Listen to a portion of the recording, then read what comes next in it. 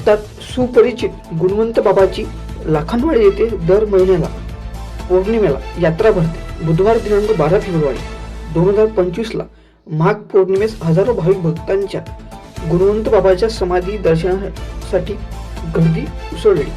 नित्य नियमानुसार प्रभात काळी सकाळी 4 वाजता गुणवंत बाबाच्या समाधी अभिषेक, सकाळी 6 वाजता दरबारी महाआरती, 10 वाजता पालखीची महाआरती व नंतर गुणवंत बाबाच्या पालखीचे लाखनवाडी व बेलज जंगल परिसरात प्रस्थान। गुणवंत बाबाचे रमणीय ठिकाण आंब्याच्या झाडाखाली गुणवंत बाबांना 56 भोग लावून महाआरती करून पाथरकर यांच्या शेतात गुणवंत बाबाची पालखी गेली।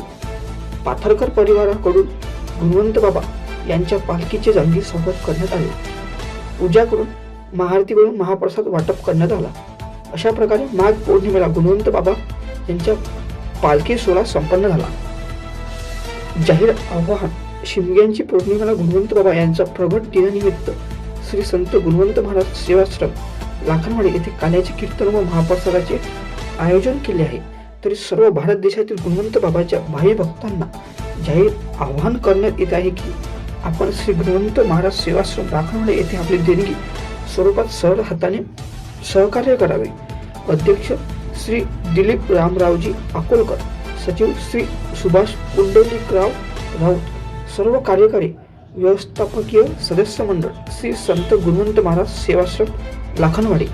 नमस्कार, आपण या ठिकाणी आहोत तीर्थक्षेत्र लाखनवाडी गुणवंत बाबांच्या समाधी मंदिरामध्ये आणि गुणवंत बाबांच्या हयातीत मुरा येथील माजी शिक्षक गुणवंत बाबांविषयी आपणास काही माहिती देणार आहे।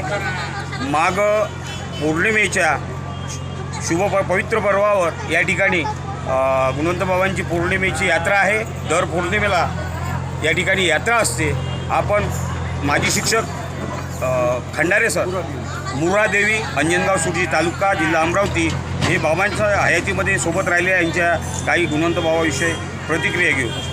आपण किती वर्षापासून गुणवंत बाबांच्या सेवेत आहे? मी 10व्या वर्गात होतो।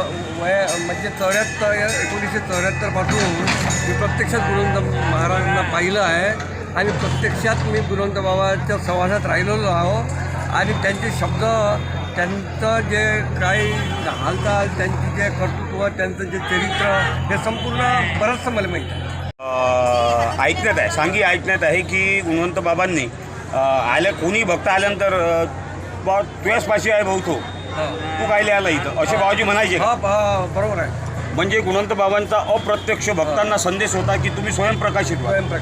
अर्थ दीप भव, जे भगवान गौतम बुद्धांची जी शिकवण होती, साक्षात्कार बिलकुल त्याच दृष्टीचं दिव्य ज्ञान गुणवंत महाराजांना होतं आणि तोच संदेश गुणवंत महाराजांनी दिला। धन्यवाद। या ठिकाणी माजी शिक्षक खंडारे सर, मुरादेवी, अंजनगाव बाजूने ग्रामीणमधून त्यांच्या आपण प्रतिक्रिया घेतल्या। राहुल कविटकर, दिव्य क्रांती न्यूजसोबत कॅमेरामन इंगळे, अंजनगाव।